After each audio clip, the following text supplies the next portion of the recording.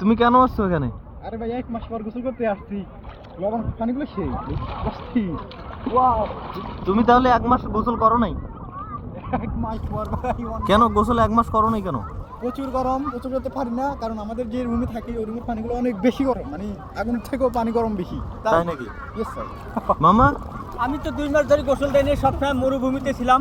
2 মাস গোসল দেয়নি, সাগরে গোসল দেবো দেখি 2 মাস গোসল দেয়নি। আজকে মরুভূমি থেকে এসেছি সাগরে, সেই সুন্দর একটা গোসল দিতেছি।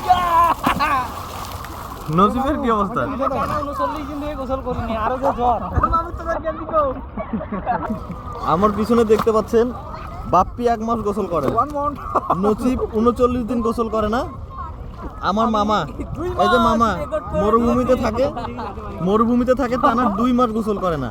আর আমি 3 দিন ধরে গোসল করি না, 3 দিন পরে আজকে আমরা গোসল করতেছি, তাও কাঙ্ক্ষিত আমাদের সেই বীজে, সি বীজে, সেটা হচ্ছে আলমন্দার বীজ। স্বর্ণ পেয়েছি, স্বর্ণ লাখ ফিরে গেছে আমাদের।